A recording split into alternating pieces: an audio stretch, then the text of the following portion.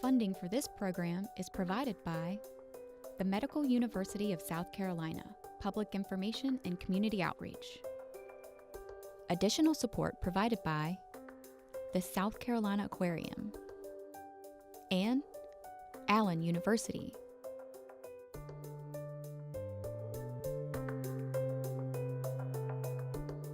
People have a lot of other things to be worried about other than sea level rise that may take years, but at the same time, we should not ignore things that we can see coming.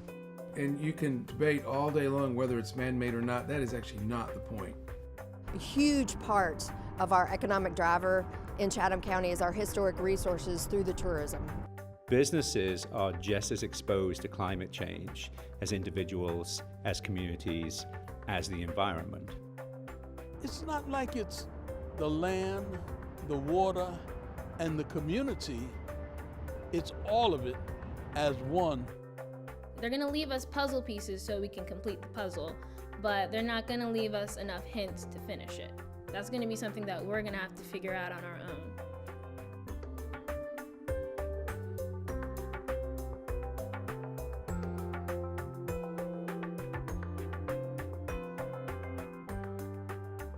There's an old saying that the Stone Age didn't end because we ran out of stones.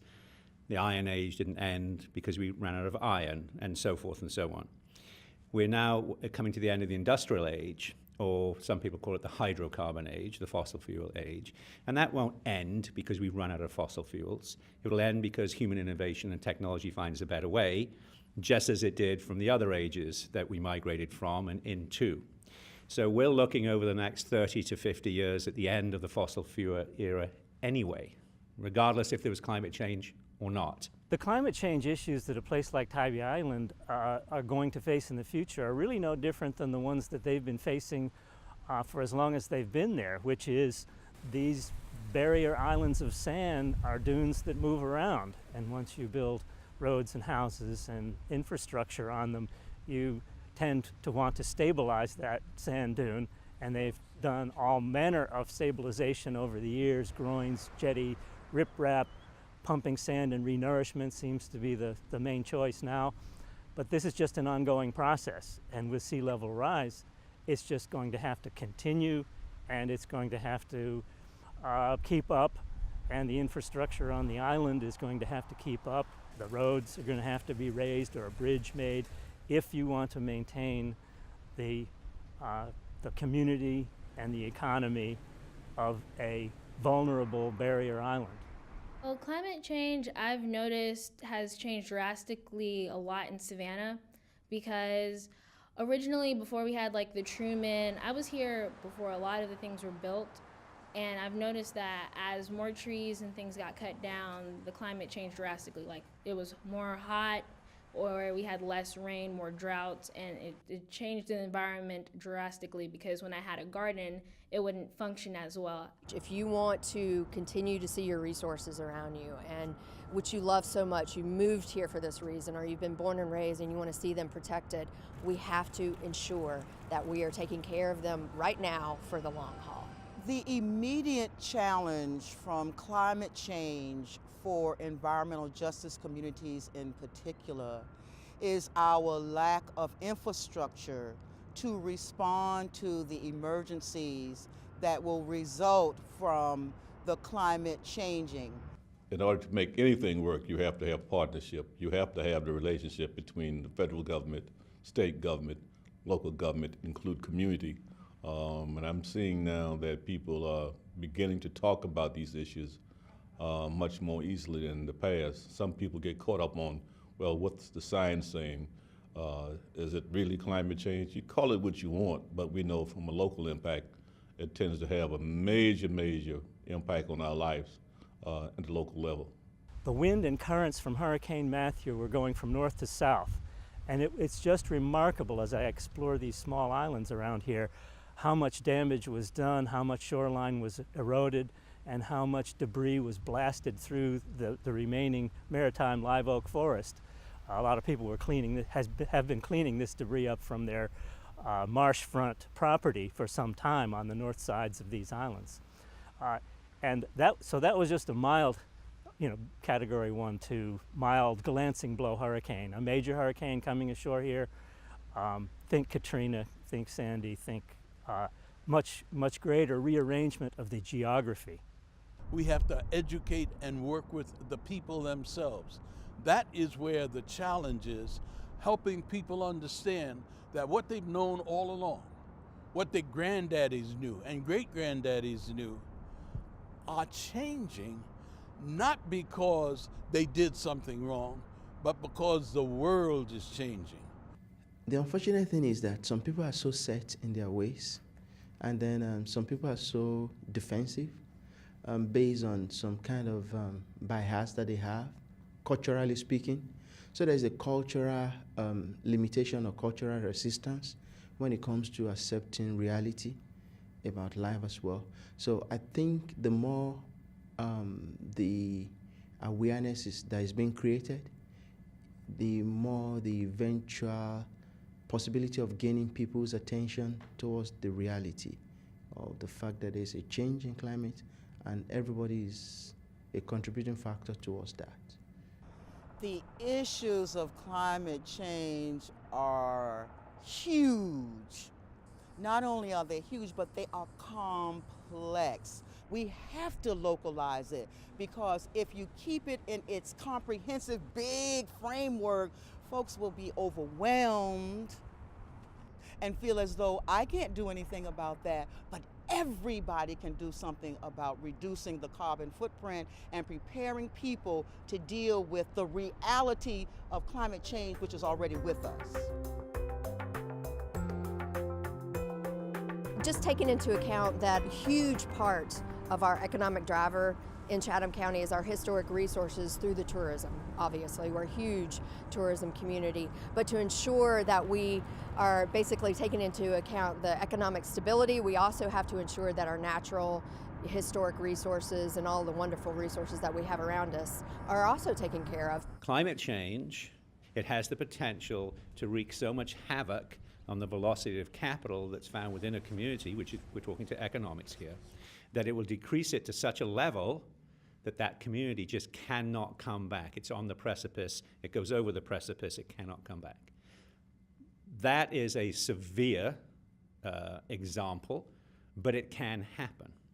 We're seeing the first community in the United States that's actually had to be moved because of climate change was in Louisiana last year. They had to move the entire community. So that's at one end of the spectrum. If you go to the other end of the spectrum, take a city like Charleston. In the 70s, Charleston got flooded on average 4 times a year. Last year it was 34 times. 34 days of business interruption, potentially 34 days of supply chain interruption, 34 days of potential lack of revenues from tourism. The resultant effect of that can be insurance premiums going up, the cost of business going up. So anytime you have decreases in revenues and increases in expenses, generally not good. So those are the types of economic effects that we could see of climate change. When you think about drainage, you might not necessarily always think about the building side of it, your infrastructure, where your roads are placed, where your larger neighborhood communities are placed. And we try to make sure that we're now really looking at, where our wetland areas even more so than in the past. Where will new development and impervious surfaces, when they go down, where will they impact even more and more on our groundwater systems, on our wetland systems, the coastal ecosystem as a whole? Because in many coastal areas, and we know this, a lot of the issue of flooding is impervious landscaping. Completely, they just continually add asphalt, and you don't recharge the aquifer. Your runoff is full of contaminants. So now you're pushing all kinds of things within 10 minutes out into the ecosystem. The health impacts for the people on the ground from climate change will include a lot of ailments that relate to heat stress, strokes, respiratory diseases, digestive diseases, as well as an exacerbation of illnesses that already exist. when you're talking about climate change and sea level rise, there is a really a direct effect on our groundwater systems here in the coastal community.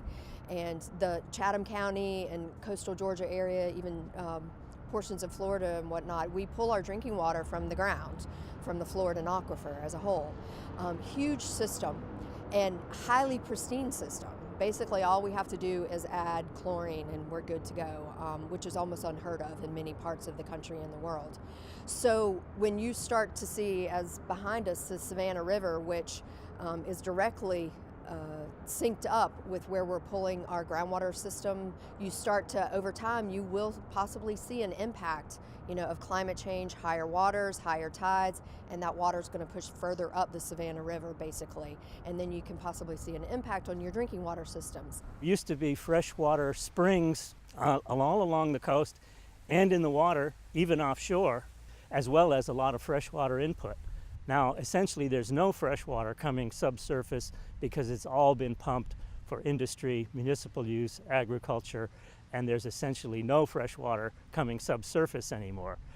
Even during the 35 years that I've been here, the average salinities when I came were in the 22 to 25 part per thousand. Of course, it's much lower when it rains and it's much higher when there are droughts, but that was sort of the average. Today, those averages are up in the 30 parts per thousand, and seawater, full-strength seawater from the ocean is about 35 to 36. The best predictor of the distribution of marine life, things that live in the ocean, are temperature and salinity. If we lose salt marshes because we don't allow them to migrate upland because we've built those up, and our salt marshes get smaller and smaller, then the habitat, which is nursery for the larval stages of marine life, gets smaller and smaller. And it only makes sense, as you decrease the habitat of a nursery, you're going to decrease the productivity in fisheries. So between overfishing and loss of habitat, we could see a real significant loss of harvestable, economically beneficial marine life.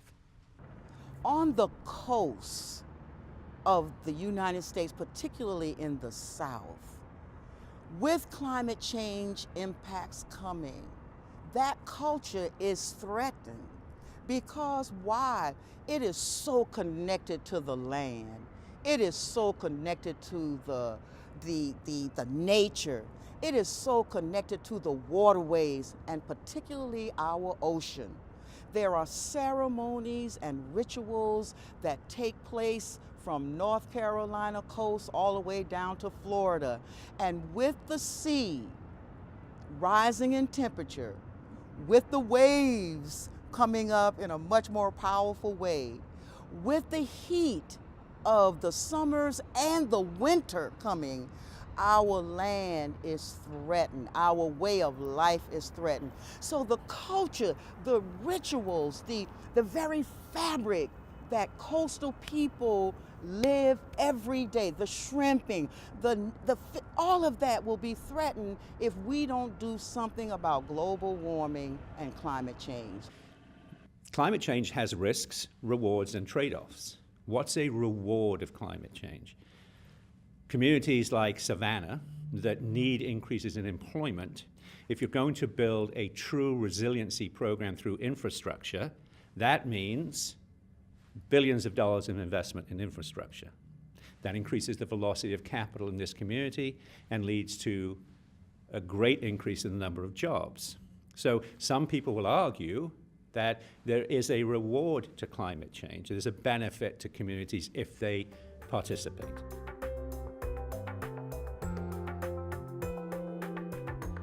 Education is very important. Once they are educated, they will understand.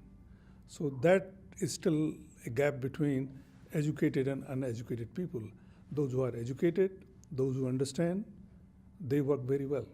They understand what the climate is, what the climate change is. Otherwise, those who are not educated at all, they will create this noise all the time.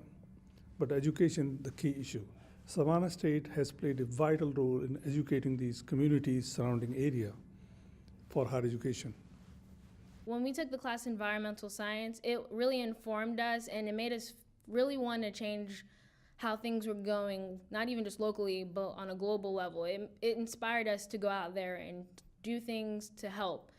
But I feel like some kids who haven't taken the class yet, they kind of don't know, so it's kind of hard to talk to them about it, because a lot of people, when they're uninformed, they're not as open to the idea of solutions.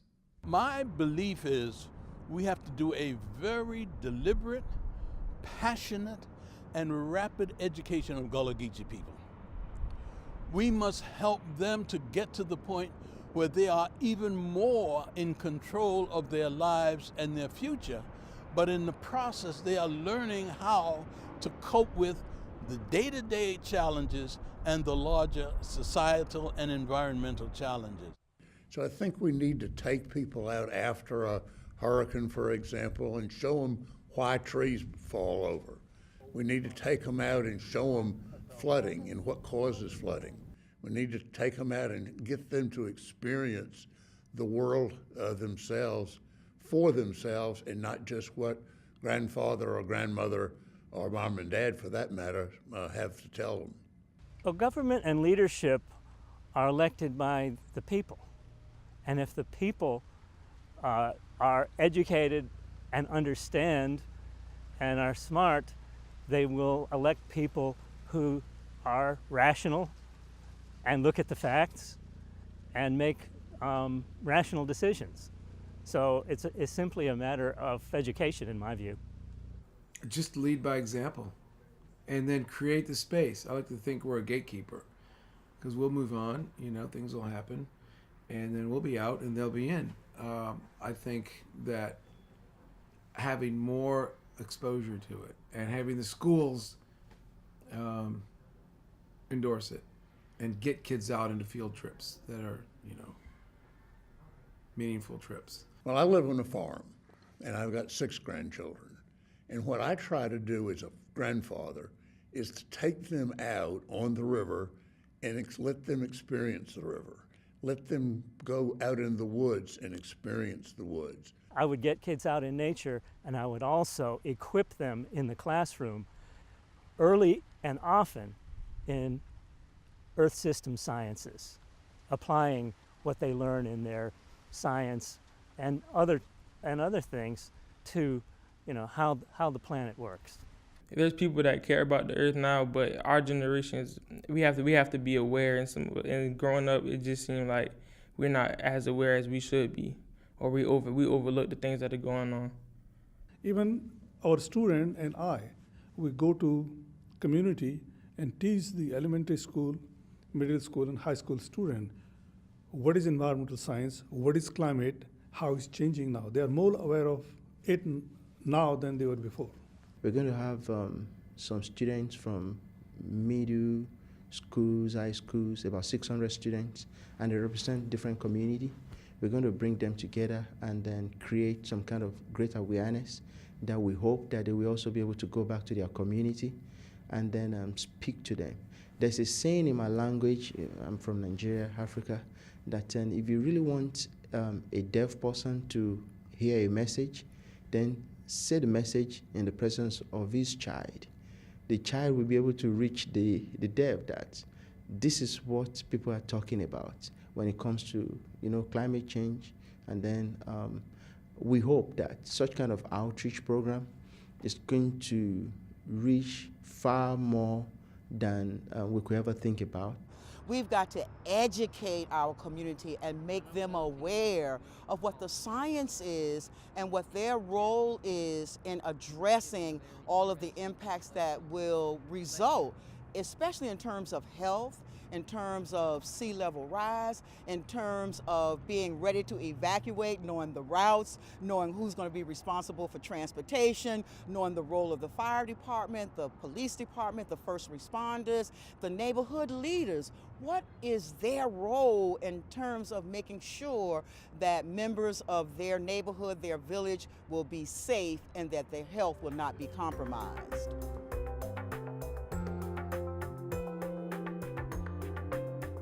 Looking at our future, where it's headed, and the priority that is climate change along the coastal area. I have to pause because it makes you wonder, why isn't it already our priority? You know, we're seeing the impacts as it is right now. However, I do want to say I think it is going to become more and more of a priority. Again, if only from the grassroots, hearing that squeaky wheel, getting that up the layers of the elected officials up to the state and federal level as well. I think we're going to continue to broaden our research, to broaden what we're addressing over our time, this short time period. Honestly, I think it's going to take more of what we're doing now. It's going to take more of the outcry. Some of the solutions that we are looking at are, how do we, first of all, make our community aware? So there has to be educational programs, activities, and initiatives. We have to develop strategies to build trust, confidence, and respect between that Gullah Geechee culture and the larger society. There is a lot of mistrust because the culture itself, Gullah Geechee, is a very private culture. So building trust, building confidence, educating, and making people more aware of the generic nature of the threat of climate change and sea level rise. It's not simply, quote, the white man and his ways. It's the ways of the world that they must know and understand. But we simply can't announce it or put it in a brochure and expect people to believe it. They won't. I think in any community, the key thing to develop trust is going out and engaging the community, be able to look them in the eye and tell them exactly what you think, what the issues are, but more importantly, to get from them what they think and to be able to listen, to engage, and to move forward. Too many times the lack of trust come in when people are seeing that you're simply developing a policy that fit them, but you're not including them in a policy discussion. So anytime we can include people in policy discussion on the front end, I think that you can sort of get the trust factor in check. From the environmental justice point of view, we have to look at not only reducing the carbon footprint and debating about cap and trade. Those are very sophisticated ideas and notions, but on the ground, what are the strategies? What are the actions? What are the programs that are going to be in place that's going to provide concrete and tangible assistance to environmental justice residents? I think we have to be willing to have honest conversations with one another. And a conversation is a two-way street. Yes, we can express our point of view, but it's equally or maybe even more important for us to listen. We've got two ears and one mouth.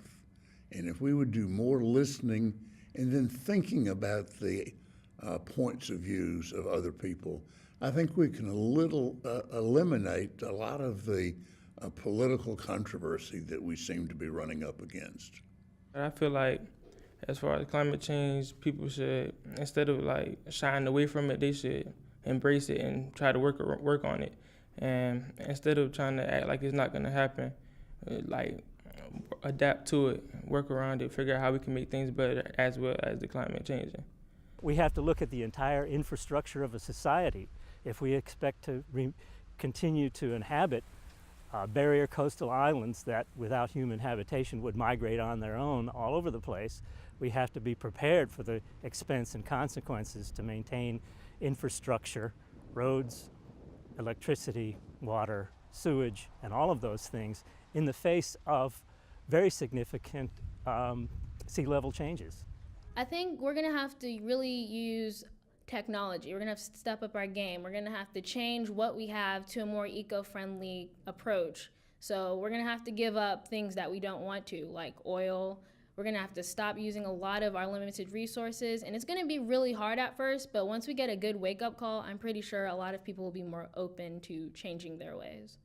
And we can always have policy disputes. We're not going to agree on different policies, whether you're on the Republican side of the aisle or the Democratic side of the aisle. What we should agree upon, though, is transparency, truthfulness, and accountability at the political level. One of my great frustrations is that we don't think long-term and we think short-term. And I use the expression of this one letter in the English alphabet that I'd like to turn upside down. It's the letter M.